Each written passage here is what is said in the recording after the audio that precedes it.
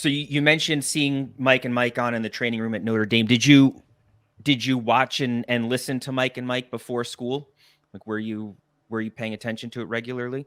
Oh, yeah. I mean, I always joke that it was the only thing mom would let us listen to. She was the one that when dad was there, she would drive us to school before I had my driver's license. But no, it was. It was the background to our life. And I mean, listen, that show changed my family's life forever. There's no sugarcoating that. I mean, it was an incredible run and something that we were blessed to have a front row seat to for that long. But yeah, that's because I get the thing in public still now when people come up to me. I've been fortunate to do this for a while now, and I feel good about my career path. But I understand when people see me, by and large, they think of dad. And so when most people see me out in public, especially men of a certain age, they're like, "Oh man, I loved your dad." Like, tell him I loved him on Mike and Mike for so long. And there's no real like easy answer for me to that because dad's not there and someone's giving me a compliment about someone else. But it is just a reminder. And the thing I always say to them is, no, it was the same for me too. Like for these people that had that as the memory when, they had a moment with their parents or their children, or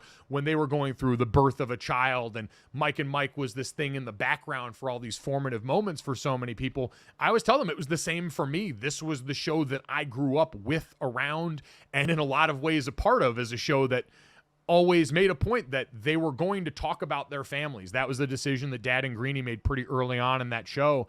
And something we were well aware of is this was going to be a family show, and that part of their lives was, I think, a connective point that so many people that were fans of that show appreciated. But it also let us know that, hey, you're growing up in the fishbowl. The things that you do that are funny are going to make it on air, and that's going to be a part of what we talk about. Was that ever uncomfortable for you?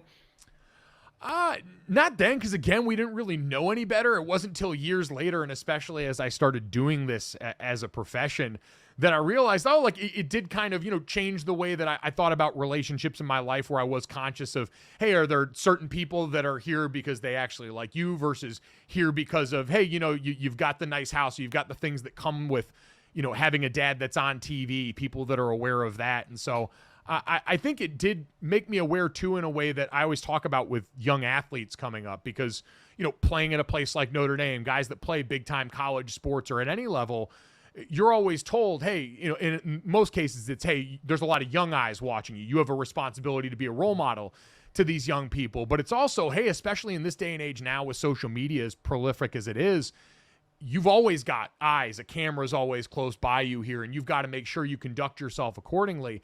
I had a good sense for that at a pretty young age, just because I knew, hey, my last name, it means something beyond just myself, and it does for everyone. But in this case, it was something so public facing that I was pretty cognizant of how I conducted myself was always going to reflect back to Dad because of the nature of his job. Did it seem like you were watching your dad and listening to your dad, or did it seem like you were watching and listening to your dad playing a character? Oh no, it's my dad's stock line has always been true for him as it is for me now, is, hey, just be yourself because you ain't smart enough to be anybody else. And like it's it's self-deprecating because that's part of the whole shtick. But no, Dad was always himself, and I think that was the coolest part. Was I got to share my dad with a whole bunch of other people, and I love my dad a ton. My whole family does. We've been so fortunate to have a father that, away from the microphone, has always poured into us. He was never someone that cared. I always say my dad's like the worst semi-famous person ever. Has no idea how big the show was. He's constantly surprised when other people, actors, prominent athletes now come up to him and talk to him about how much the show meant to them. He had no idea because he's always just been my dad. He's always just been himself, and has never really been concerned with being anybody else. He's the most comfortable person in his skin I've ever met. And it's always something I've been very jealous of, because just the way I'm wired mentally, that's always been a lot tougher to come by for me. But he has such a natural self-confidence and assurance in who he is and what he brings to everything. That no, there was never a character with him. What you saw on air and what you continue to see on air through 2+ decades, almost 3 decades, has been exactly who we get at home. And that's been the cool part of all this.